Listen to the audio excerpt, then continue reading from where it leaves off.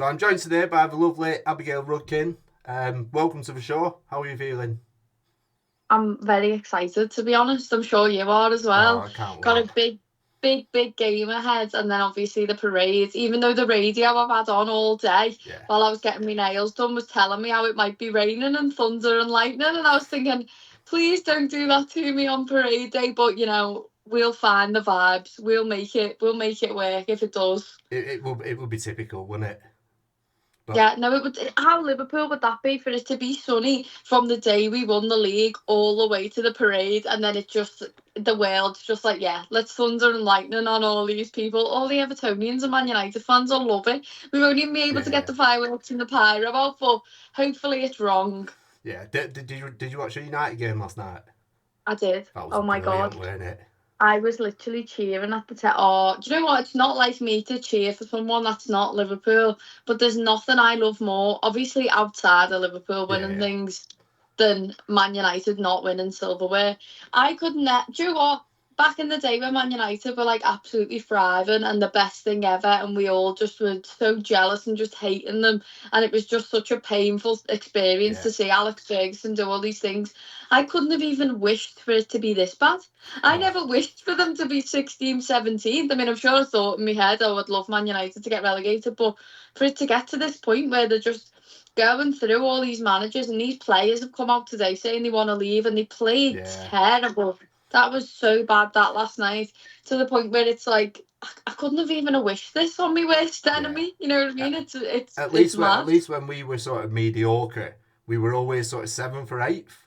We were never as Yeah, bad as what Man United are eighth's now. like the lowest. Eighth's like the lowest we finished in Yeah, like the Premier League era, and back then, God, I mean, you think of like the Hodgson era and stuff like that, and that felt depressing. So I don't know oh, how Man United fans feel right now. yeah. It must be the worst feeling in the world. And touch wood, it never happens to us. But it's funny because that article of like gigs saying we'll never like Yeah. drop off like Liverpool and all that stuff, and then now they're worse than we've Oh, ever it's been. brilliant. It's It's brilliant. it's amazing. And to be fair, I was happy to see Ange Postecoglou be able to say he was right, Yeah. because that whole thing of him saying like I always win in my second season, and Salah putting the tweet out because he just loves to wind Man United fans up. Salah, it's just hilarious. I don't think anyone, when he did say it, I don't think anyone expected him to win a trophy the way they've played this season.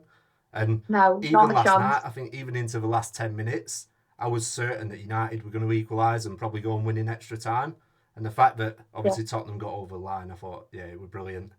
It was good that to was see one of the both right. worst. That was one of the worst finals Oh, it to was awful. watch. That was even worse than our Champions Yeah, League final against Spurs, because ours was not fun. In no, my head, when I think about it, that Barcelona game was sort of the final for me, like, yeah, because that actual game against Spurs, as much as we were comfortable in that game, it was not an easy watch. And that no, yesterday was just, it wasn't great watching. I mean, when Van de Ven cleared the ball off the line and stuff, it got exciting for oh, about 5 minutes, yeah, and then after that, it just went. yeah. Well, that's enough about United. I love But talking about United I, falling off the face of the earth. yeah, well, it's nice when they're losing, so Yeah, it's all right now and or again. But yeah, in this, what we're going to do, we'll have a look at the sort of Crystal Palace preview and look at what's going to go down this weekend. I just want to talk about transfers first. yeah. Obviously, the Jeremie Frimpong one, that looks like it's not over the line yet, but it's getting there. What's your thoughts on Frimpong? I'm excited about it, but I'm surprised because I really did have this idea in my head that Arne Slot was going to want a more traditional right back, a more of a Conor Yeah, Bradley, and then maybe we'd sign someone to be like a number two to Bradley. But Frimpong coming in just says to me that like he wants, especially if we go and get Kerkez as well, which I'm sure we'll come on to, those two bombing down the wings, like getting assists and goals and stuff like that. We haven't seen stuff like that since Robbo and Trent were absolutely on form back in the day when we won the Champions League and the Premier League with Jurgen. Those were the days where yeah, they were sort of acting like that. But I honestly think Frimpong is like that style of Trent, but like on steroids. Like, yeah. it's ridiculous how far forward he pushes, to be honest.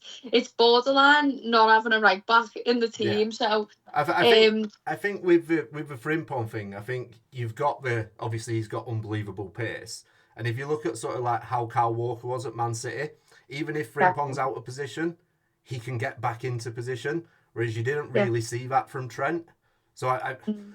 it's going to be interesting to see how, if Kerkez does come to us, how they sort of work together. Because for me, it reminds me of the early days under Klopp, where both of them bombed forward and we just conceded so many goals. But Yeah. obviously, Arne Slot's got a plan, I assume. I'm not saying I would want to go back to those days where we were like under Jurgen, where we were trying to outscore Yeah, teams. But it was exciting football. It it was was. so exciting. And I know this season, I don't care in what manner we won the Premier League. I don't care if people are saying, oh, this hasn't been the strongest league, you know, all these things. And Liverpool have been boring. Do you remember all that? Yeah, Was like, I can't even remember who that was now. I think someone on TalkSport decided to start talking about us being boring. And it probably I Gabby. don't care. Yeah, and I don't care the way in which we win the title, just as Yeah, long as we do it. But it would be nice to have that sort of little flair, that little exciting bit of football back, and I can see that in like the likes of Frimpong and Kerkez coming in. The thing with Frimpong for me is he wants to be a right yeah, winger. So I don't know if the club are just trying to be as calculated as possible and like probably intelligent in the way they're doing these things. But they're saying like Salah's going to move on in 2 years. yeah, Salah's age, and we've managed to get Salah to stay. Could we have someone in the team who's going to be a right back for a while? Eventually, just yeah. start pushing up, and then eventually be Salah's replacement. And I'm sure there's an Afcon next. I Is there think an Afcon next year? Yeah, I think so. I think this year it's in December, which is obviously in England. That's our Right. So busy next period. season. So I was going to Yeah. ask you about that. Do you think Frimpong might be there to maybe cover Trent, and him and Bradley can maybe play together while Well, while Salah's away? I mean, I would say that that could possibly be an option because how many times have we been in a situation where you've seen Salah go off to AFCON and you've just felt like we dipped. There was that one January once where like we didn't win a single Yeah, game, and I'm sure like it was just coming off. It was either during an AFCON or just off the back of an AFCON, and we just struggled so much. But that was back in the day when we had like Mane leaving as well to yeah. go to AFCON. So it is something that really like irritates me. Competitions in the middle of the season, especially when Salah is literally our best. He is our best player. He should Yeah. win. He should win Player of the Season, no matter how many Evertonians and Man United fans are trying to vote for Trent. Have you seen that? Oh, I've seen it. I saw the tweets that we've hid Trent amongst Nallo and all that lot, and It should be Salah, you know, it's but to lose him for an AFCON, I mean, if we could get Frimpong to cover yeah. there, because who else are you going to use? Chiesa, and Slot just does not fancy Chiesa whatsoever. I Oh, don't know what his problem is with him. I mean, he's had a few bad performances, but he was the only one during that cup final that actually looked like he was putting a little bit of an effort in. yeah. But then the Plymouth game, he was really poor, and then he's not took his opportunities, has he? So I think it's maybe Frimpong. certainly the Plymouth game. I think it's unfair to judge anyone on that because it was a completely rotated squad and Yeah, nobody played well that day. And I think, look, I absolutely love Chiesa. I do think he's probably going to go in the summer, but I don't want yeah, him to. Like you say, in the cup final, when he scored the goal and it went to VAR, he was the only one that was like trying to get the game going again and trying to, yeah. Try and win. He was the only one that actually looked like he wanted to try yeah, and equalise and try and win the competition. He looked like he still had like the we can do this. All the rest of them, their heads had just dropped. Like Virgil had pushed himself as striker and just yeah. looked like he'd give up and was just in a last ditch attempt. So It yeah, what I I'll think be sad to see Chiesa go. yeah, I think everyone will. To be fair, won't they? It is a shame. I wonder if there's possibly something there. I know he started the other night against Brighton, but I don't understand why he's not played minutes. And I'm wondering is it always been the intention to bring him in for cheap and maybe make profit on him in the summer, and you don't want to risk him getting injured? I don't know. I'd like to see more of Chiesa, but then I would. Salah's going for a record. We're not gonna drop Not in Salah. it. Not against Palace. There's no No. way against Palace. And Salah is, I've captained him in fantasy Have footy you? every single week, and he's just not doing it. Because I just keep thinking, Salah, you've got to break this record. You know, you get now it's last game of the season, I and know. hopefully Palace is celebrating as much as us because of their FA Cup. But Yeah. they looked all right the other day, so It, it's one of those where it's like I'd like to win at least one game before the season ends. it would be nice to see Salah of the first 7 or 8 months of a season as opposed to the last sort of 2 months. Hopefully he can get that record. But I honestly, I know it sounds stupid, but I honestly, because Salah's always been the type of guy that's like, it's a team sport. The individual accolades don't apply until like I've done the team sports side of things. So he's won the Premier League yeah, now, and I just keep thinking in my head like, please get that accolade. And it sounds a little bit stupid, but I honestly would rather draw the game and Salah break his record. I don't want to lose, but I wouldn't mind drawing that game and let Salah get those 2 goals. I I think Then it'll do go you know what I mental. mean? If he gets a record, it's going to be mad in it. It'd be unbelievable. Oh, it's already going to be mad in Oh there. yeah, Everyone's literally been in party mode. Every single away end has just been absolutely bouncing. At home against Arsenal, that first half, I mean, I know obviously all the Trent and stuff second half sort of changed the vibe, but that first half against Arsenal, yeah, I've not seen Anfield like that for a really long time, right from the off. Like, obviously against Spurs, there was a bit of tension at the beginning of that game, and then there was like that lift off our chest at the end. yeah, But everyone went in there. The moment I walked into the concourse, everything was booming. yeah, That like I feel like everyone's just going to be going in, waiting for full time just to see Virgil lift that trophy. Do yeah. you know what I mean? Well, we've And waited Salah so long hopefully to get see his it. record. We've waited so long to Yeah. see it, and it's. I mean, obviously, it's a far cry from when we won it with Jurgen Klopp, and obviously we weren't allowed in there. It is going to be, well, it's going to be unbelievable, isn't it? Yeah, I feel like I told myself during COVID. I kept saying like, this is amazing. We've won the Premier League. As I'm sat there on the couch next to my dad, watching Jurgen Klopp cry to Kenny Dalglish on Sky, Yeah, and all the players are pouring like champagne on each other on Sky. But I did have this thing where I was saying all these people are telling us it's like not a real season because of COVID and it should have been cancelled and it shouldn't count. But I just kept telling myself like, no, we've won the Premier League first time in 30 years. Jurgen Klopp's give us that. This is great. But it wasn't until I was stood there at the Spurs game when I realised that moment when it yeah, actually happened in front of my eyes, where all the let off happened and the players were buzzing. Like I was like down the end where Allison was in the lower main, and he just fell to his knees the moment full yeah, time happened, and that was when I thought like, right, this is extra special. And I'm yeah, not taking that off Jurgen, and I'm not saying that wasn't a great title and we did amazing that season to come up against Man City. The fact that we actually managed to get a title against that City at yeah, that time, I mean, I know they had a little bit of a dip then, but when we get 97 points in another season and don't win the title, to finally get one in that time is unbelievable. But there's something about this Palace game where everyone's going to be in the ground. We're all going to be seeing Virgil lift it. That's more special to me than yeah, seeing Henderson on the cop. yeah, The way he put it in the cop, and they were allowing family in, and I can't overestimate too. I can't like over exaggerate how much I told myself it was great, and it was great. I was happy, but this is another level, and I'm sure you feel the same. yeah. Exactly the same. At the time, you think, yes, this is brilliant, and obviously we've waited so long to win a title, and obviously it's a shame it happened the way it did in terms of not being able to celebrate with fans. But like you say, it's not until this time round that you realise, wow, we missed out on this last time, and I would love for Jurgen Klopp to maybe play a part in this weekend somehow. Um, but He's equally, here. you He don't is want to here. take it away from Arnie Slot, do you?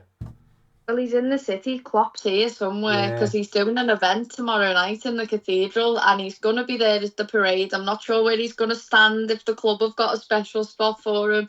But it's come out Alan Hansen's going to be passing the trophy yeah, I to seen that. Virgil. And I sort of thought maybe there'll be a thing where it's Klopp. I thought maybe pass it over to, Slot maybe, and then he'd get. I Yeah, just thought I honestly thought that the club would have some sort of way to bring Jurgen into it. But I think Jurgen's the type of guy who knows this is Slot's team now, and this is Slot's season, and he doesn't want to take any of the attention away, because that's exactly what it'd do. I mean, you think about that League Cup final, and the camera just kept going on Gerrard when they were talking about us, and if Jurgen was there and visible, I mean, there was rumours he was there, but the camera never went to him. If he's going to be some part of it, the cameras are just going to keep cutting to him, you know. And I just think there's something about Klopp, that he's that much of like a proper sportsman, that he'd just be like, Slot, this is your part. I'm celebrating this as a fan. I'm not here to take any of the limelight away from you. Do you know what I mean? And I feel like Slot does deserve that, but at the same time, there's this part of me from 365 days ago when Jurgen was leaving, and I just was so desperate for him to just come back in a year. I just kept saying to myself, just have a rest and come back. But I wouldn't swap it now. I would keep Slot now. Do you know what? It's so weird to be in this situation a year later, because obviously everyone was devastated, weren't they? And I go back as far as I'm still devastated now for Steven Gerrard that he never got to lift the Premier League trophy. And then Gerrard did so much for us, and then Klopp comes in, wins the Premier League. Klopp leaves, Slot comes in and does it again. And I think it's sort of symbolic towards obviously Trent's leaving, and I don't want to speak too much about Trent because I've said enough about him too much. I've said far too much about him at this point. Everyone knows my feelings. And I think when you've been through people like Gerrard leaving and Klopp leaving, the Trent, it's annoying, it's frustrating, but you know we're going to be okay, and that's I think that's everything. Do you think Trent's going to come on the pitch at the weekend? I hope not. I don't. As much as, like, yes, thank you, you've had 20 years at the club, but the club also give you those 20 years and developed you into that player, and now you're walking away on a free, you know, blah, blah, the rest of it. I just think if you bring him onto the pitch, the vibe changed. We've seen it. We've seen it happen. The vibe changed, and I don't want to see it change. It's not worth it. And I honestly don't think he will, because he had an opportunity to bring him on last game. And he put Endo. Did he put Endo right back? Yeah, I think he took Endo. Yeah, exactly. And he basically took Trent all the way to Brighton just to not even bring him on. Do you think? And do you think Arne Slot misjudged the reception that Trent would get when he brought him on against Arsenal? Do you think he thought he might get a better reception than obviously what he did? Possibly, or is Arne Slot a bit more calculated than that, because he's a clever man? Is he ruthless? Because we've seen at times during the season, I mean, I always go back to that first game against Ipswich where he took Quansah off, and then in the post-match interview was basically like he wasn't good enough. And then that time he took Trent off, and Trent had a bit of a strop. Do you remember that? And he looked at him like, you're not my real dad, where's Klopp? You know, that sort of thing. I think he's ruthless enough and he's clever enough to know that we weren't happy. He'll know the reception, and Slot's not the type of person that's come out like Klopp used to and be like, oh yeah, don't have social media, don't use it.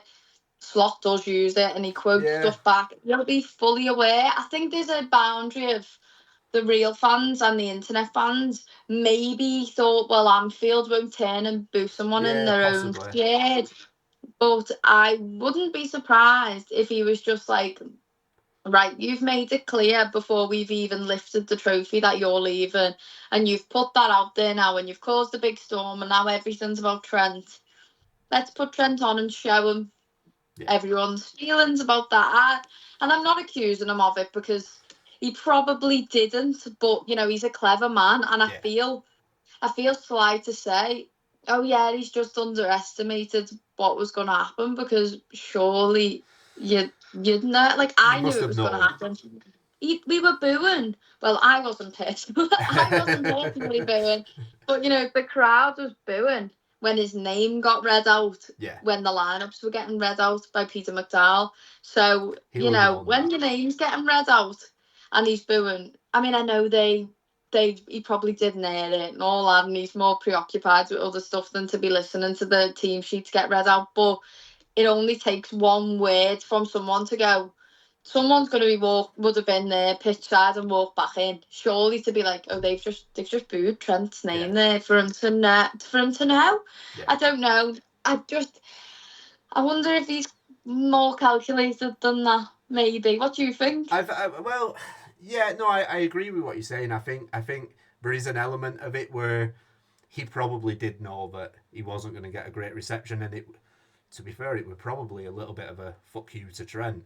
Um, I think I would be surprised if we saw him this weekend on the pitch. I don't think with the atmosphere that's going to be there and everybody's in party mode, I just don't think you can bring that negativity onto the pitch. I just want to stay. Why ruin it? I don't even want to see him at a parade. Now that's horrible to say because for what he's done to us, he deserves to celebrate a trophy. But I don't want to make that decision of, oh, Trent's lifting the trophy, Trent's on the microphone. How am I reacting? I just want to party the whole way. Yeah, I think it's unfair to sort of dampen the mood on the fans, to be honest, because you know that the moment, let's say, like Trent's got the trophy or he's talking on a microphone or something like that, the vibe changes. But I think he just needs to look at that Brighton away end. Everyone was absolutely buzzing, dancing around, and Yeah. Trent was there. No one was doing anything to him. He was just there watching on. I mean, he didn't look impressed, but he was just stood there watching on. And I think we just need that. He's got us vital points this season. That one Yeah. against Leicester, and I'm sure he's Oh on yeah. equaliser against Villa as well. You Well, know, he's had these goals. he played the ball into Nunes against Brentford as well, weren't it? So Exactly, look, he has played exactly. his part, but He deserves his Premier League medal, and he deserves to enjoy what he's achieved this season. But that doesn't mean that we have to like want to sing his name and stuff no. like that. He's invited to the party on the pitch. Hold the trophy, get your Instagram pictures, whatever he wants to do. You know, all of that. But I can't. If we end up doing like, you know, like you think about like when Matip left and Origi and stuff like Oh that, and Firmino, and we had that like guard of honour for them yeah. from the players, and then they get the photograph of like all their moments and stuff like that. I think if we do that against Palace, if we do that, I'll be a little bit cringe because I don't know what that reaction would be, and I'd like to think that the staff and Trent as well were clever enough to know not to do that, but I feel like that would dampen the mood. Yeah, I can't see any way that happen. I just can't see it. But the thing is though, is that not more of a like, why have they give it to everyone else and they've not given it to Trent when he's been there for 20 years? Does that not make it stick out a little bit more? Do you know what I mean? I Yeah, understand the two sides to it because he's probably thinking, why am I not getting the same I think thing as that? But he's not stupid. Like he even said in his leaving interview, like you're allowed to be upset, yeah. you know, stuff like that. I think the difference is if we do that for Trent and none of those players have left when we've just won a league title and the fans are not happy with them. And I think Yeah. that's the difference. I think if we do it for Trent, just whatever you need to do to avoid any sort of negativity from anywhere, stay away from it. And I really hope we don't do that. And not that he doesn't deserve it for what he's done, but I just want a positive day, and it will be regardless. But I just don't want any negativity, and that's where I'm at on it. I just The way the whole thing's been handled and when it was announced that he was going and stuff, I guess he could have been called a coward if he'd have waited till after the parade and stuff like that. And the yeah fans were still getting little glimpses of hope, even though we'd had reports weeks to months earlier, like, yeah, he's definitely going. There was still fans getting little bits of hope from Instagram captions and stuff like that. So I don't know if he just wanted to say, like, no, I'm going and not be like a coward about it and still face up to the crowd. But at the end of the day, this Palace game, if he's on that pitch as a player, fair enough. After kick off, after full time, all that fine. We'll just party as if you're not there. Basically, you yeah. enjoy yourself, we'll enjoy ourselves. But if he plays, there's just no need. There's no need, and I don't think Slot would make that mistake again. I was very much I got my hopes up obviously. So for about 2-3 months, I thought Trent's going, and then it was just sort of looking back at it, and I think it was probably a reaction to the Tottenham game where I thought, and I saw him celebrating. I thought he's not going to leave this. He can't leave this now. I thought it would be very much like the Gerrard situation with Chelsea when they won the Champions League, and he came out afterwards and said, "I can't leave." Do you know what I mean? And I thought I might see the same from Trent. Then I sort of started getting a little bit too into it. And then Gakpo's interview, I thought, well, there's something there. And then I think, was it John Henry's wife put the eyes on Instagram? Yeah, I don't know why she did that. I understand you were adding it up in that way, and it was easy to do that, and I did it a little bit, but I also, right from that, was it third game of the season we played Man United, and he kissed the camera at Old Trafford, and all those conversations were already going on about his contract. I literally thought the moment he kissed that camera, oh shit, am I allowed to swear on this? Sorry. Oh God. He's literally started to pan out this final season, and he's getting himself those big moments. Like he's making sure he's kissed the camera at Old Trafford before he goes. I started to map all that out in my head, and especially when he wasn't really doing media interviews, and then the one media interview he does with Harriet Pryor where he says he'd rather win the Ballon d'Or than stuff with Liverpool, straight away then I was just like, right, that's it.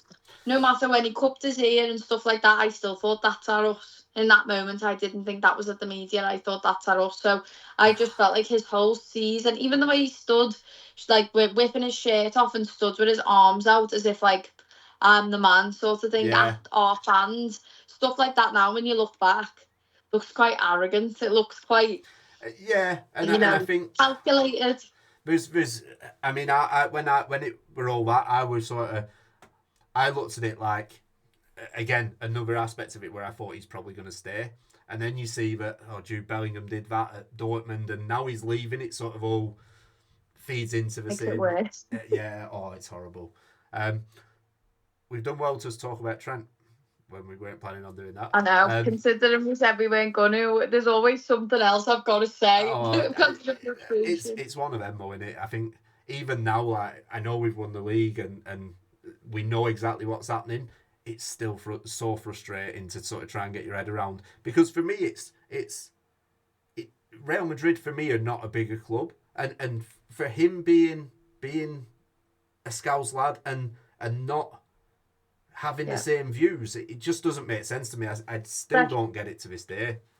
But he built his whole brand off being the local Scouse lad. His mural literally says about being a local lad whose dreams came true by playing for Liverpool. And now you're in a situation where, like, you're seeing, like, his relatives on social media commenting. Did you see all that stuff about, like, he's got a new dream and all that sort of stuff? All of it has just been very painful after, like, buying into that whole thing that he sold us about wanting to be the next Steven Gerrard. But then again, I'm trying my best not to allow it to ruin the fact that we've won the Premier League. And this time in 10, 20 years, I'm not going to look back on this season and be like, that's the year Trent left on a free. I'm going to look back on it and be, that's the year Arne Slot won the Premier League in his first season. And absolutely, and we got to see Virgil van Dijk lift the trophy at Anfield, and we all got to witness it because there was no mad pandemic that happened, touch wood, because now and all, look, I keep looking for, like, when's the next the world's end, It'd be a big asteroid or something hitting the planet. Exactly. Keep looking up to the sky and waiting to see a star to fall towards us. But I'm exactly the same. So when it going into that Palace game, I just want everything to be like appreciation for Arne Slot. Obviously, if Klopp's there in the crowd, we'll all give a little nod to him. I'm sure Slot will, but I just want the lads that have put the effort in, and especially the lads like Salah and Virgil that have signed new contracts and bought into what Slot is trying to build for another 2 years, because they could have easily just been like, we've won the league in the first season, but I'm not buying into like what signings he wants to make, what his further plan is. But they've actually gone, oh yeah, I want to be a part of that. So I want to celebrate that rather than be thinking about the negatives, I think that's right, and obviously just sort of going on to what the plans are for next season. I mean, Florian Wirtz, do you see any truth in that? It would be unbelievable. That would be, and I get too excited when I think about it. And then you see Bayern Munich fan spaces that have got like 100,000 followers saying like, we're definitely not getting him. Like Liverpool have convinced him, and I start to get a little bit excited, but I don't want to overestimate what we're going to spend in the summer, because our owners don't really work that way, but we haven't spent in such a long time. You know what I mean? I think that's the thing. Obviously, we've not spent for quite a few transfer windows, other than bringing Chiesa in, and I think we've got a few players in that squad that are probably going to leave as well. So we know the money's there, and even with Trent Sell to leaving, buy. yeah, Sell to buy. exactly. Even with Trent leaving, we're saving money on, say, if we'd have offered him a 4-year deal and he'd have signed on there. So look, there's money to spend, and I think Van Dijk. We saw it with Van Dijk. We saw it with Alisson. Caicedo, I'll throw into there loosely. When the right player's available, I think they're willing to spend. And for me, Florian Wirtz in that team would be something else. And I think if there's an opportunity, they have to go and get him. Yeah, I think if he's bought into the idea of playing for Liverpool, you've got to go for it. Whether it's, I mean, the rumours are it's 126 million if Bayern Munich want him, but if we want him, it's 84 million. So there's all that going on, and Leverkusen and all that don't really want to sell to Bayern, and yeah. All these things are going on, and I'm buying into it a little bit more and more. But then I keep thinking to myself, right, we need a left back. Sounds as though we're advanced with Kerkez. Great. Need a right back. Frimpong is signed, sealed, delivered. But I really, really, really want a number 9. And then you see, like, we're going to go and spend 84 million on a midfielder. Could even be 126 million. And I'm thinking, but does that mean that the club aren't going to go and sign a number 9? Because we just don't really work like that, where we go out and we spend like 300 million in a window. Do you know what I mean? So the only thing about it, I think, when a world-class player like that becomes available and they're willing to play for you, you've got to spend the money on them. But you've also got to weigh up, there's other positions we need to improve. And, Konate's going into the last year of his deal. Diaz is apparently really interested in Barcelona, all those rumours. So if we end up losing players like that, you've got to. I know we've got Gakpo there and stuff like that who can play on the left instead of Diaz, but Diaz has been filling in. Yeah, So it's all these things we need to weigh up. I think with the Diaz thing as well, I think you've got to have the depth. And obviously Gakpo picked up an injury, and I think it took him a few weeks since coming back to really sort of get up to full speed. I don't want to sell Diaz. I really don't. But what worries me is if we go for this Wirtz deal, will we end up with a 20-30 million pound striker coming in, when I think it's so clear that we need somebody to score the goals for us? Obviously Salah's doing it, but we need a number 9, like you're saying. I worry if we bring in Wirtz, as good as he is, how does that look for us bringing a striker in? I think it's been really unfair to Salah this season when he's been going to break those records, and at times he's had Darwin Núñez on the end of some of the best passes I have seen. The assist numbers he could have been on if Darwin Núñez wasn't standing there. And I'm not saying I hate Núñez or anything like that. Listen, his time at Liverpool hasn't worked out, and we've got to try and cash in on him. But he's not good enough for someone like Salah to be there. But then I picture in my head, could you imagine Isak was there instead of Darwin Núñez? And I know that's just a dream, but it's a dream that I've been saying for so long, and I would just absolutely love to see Isak there. But then if it's Wirtz or Isak, because there's no way you spend over 100 million on 2 players at once. And then you think, do you throw players into deals? Quansah, we want to sort of move him on. Newcastle have been interested in Quansah and Gomez, so we've heard, there's all these things, but those 2 players aren't going to get you 100 million off the price tag. So there's all these things to consider. I saw today that Núñez has sort of given the green light to go into Atletico, and for me, Isak's brilliant, but Alvarez, I would love to see Alvarez come in. And if Liverpool and Atletico and Núñez are all involved in a deal to get Núñez to Atletico, surely the conversations are being had. I think he's got a minimum fee release clause of about 130 million euros, I think it is. Surely you're having that conversation. Yeah, there's deals to be had. That's the thing. And honestly, I'm not one of those whole like FSG in. I love these owners. I'm not that type of person. I'm happy to criticise them when things aren't working out. but I fully trust our like staff, Richard Hughes at the minute and Michael Edwards and people like that to be able to get us decent deals. We've seen them get us good deals in the past at times where we've sold players for money I did not think they were worth. Like we got money for Ryan Brewster, Van der Beek. We've sold some players for money that I've not expected. So you never know what they're going to be able to pull off. But yeah, I prefer Isak just because obviously we've all seen Alvarez in the Premier League for City and stuff like that. But based off the last season, I've watched Isak more and he's just unbelievable. Every time I watch him, I just keep imagining him in a slot team with Salah on his right side, and it would just be unbelievable. But I'm sure no matter what, they'll make the right decision. Yeah. Hopefully, because we've had a few funny windows where we've brought in just like Arthur Mello, which was mad, moments like that. But I can't see that summer going this way, especially when Virgil's come out and said like it's going to be a big summer. It's going to be a big window.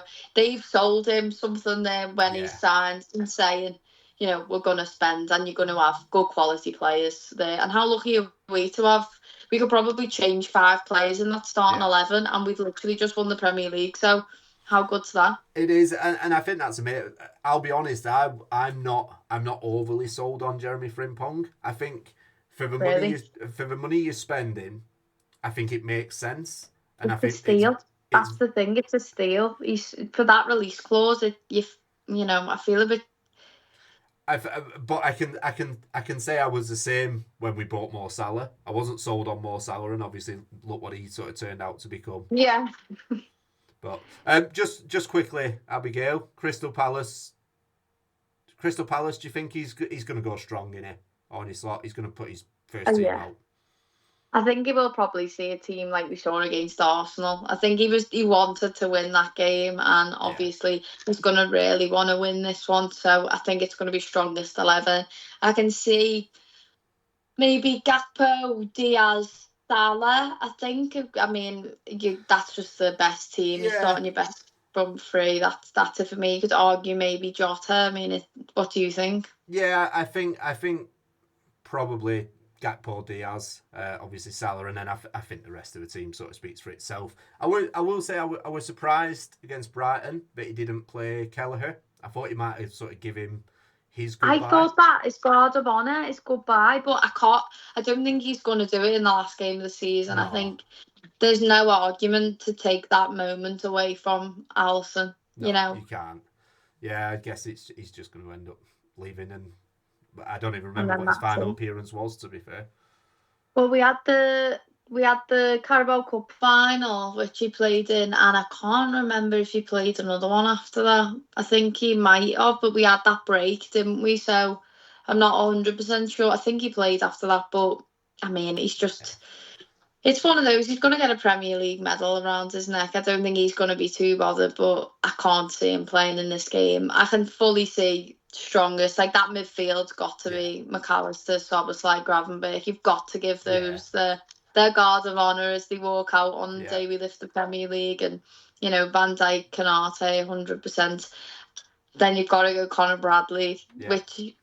I would say Conor Bradley is probably our strongest defender in terms of right back anyway. So you could argue that you are starting your strongest 11 by starting him, even mentally as well, because I can't see Trent being in a good mental space to play that game. And then Robertson for me over Tsimikas. Yeah, exactly. I think again, for what Robbo's done for the club, do you think Tsimikas is probably going to go this summer, innit?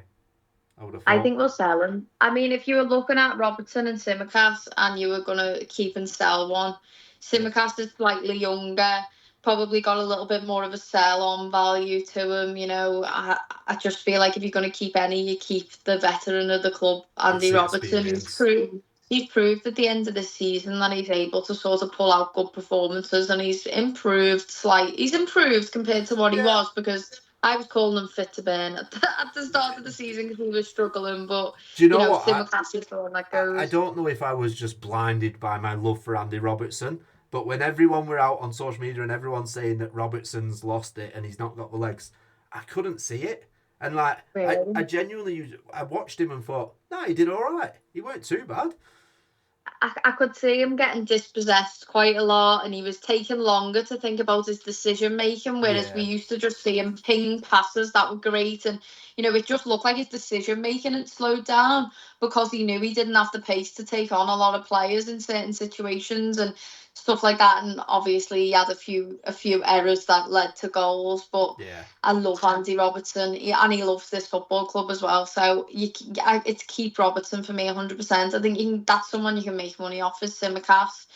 Do we have to move Yeah, Canate on in the summer because he's not going to sign his deal, which is heartbreaking for me because I wanted to see him and Van Dijk next to each other for so long, and because he's so young, I just saw him as like our future solid centre back there, but if he do, wants to go to PSG next summer, I would rather sell him now and get some money for him. yeah. I think so. I think look, Canate is an essential part of Liverpool when you have Trent at right back because he covers that side of a pitch so well. I think if we'll see what Frimpong can bring to that position, but I think you can probably go out and replace Canate now. I don't think. I think he's where his skills were, where he did a lot of covering for Trent, and I don't necessarily think we need that. So Yeah. yeah, I do think personally, if the deal hasn't been signed with Canate by the end of the summer, I think we need to start looking at trying to sort of push him out the door, G him up to sign the contract. I also can't see our owners going through all that dance again. No, We've been there, and it was all people were talking about. And hats off to Arne Slot for being able to not let that ruin yeah, any part of his title yeah, challenge, because the media tried so hard to push this. The contracts are going to be in their heads. It's going to ruin things, and yeah, people are going to have bad mentality and none of it was true. Arne Slot was able to handle all of that, and I can't be bothered with another yeah. contract dance next season. No, I can't be, and I know it won't be as big for Canate because he doesn't have as big of a role. I mean, Trent and Virgil and Mo were some of the yeah, biggest figures at our football club, but he's still an important player, and I can't be bothered with the constant questions about contracts. Like, can we not have a year where like everyone's at least got 2 yeah. years on their deal and we can all just relax? But that's never going to happen because there's always someone trying to run their contract down. I think as well. Obviously, Richard Hughes, he's now got his feet firmly under the table, and I think now he's settled. I don't think he'll allow us to get into that position again. I think No.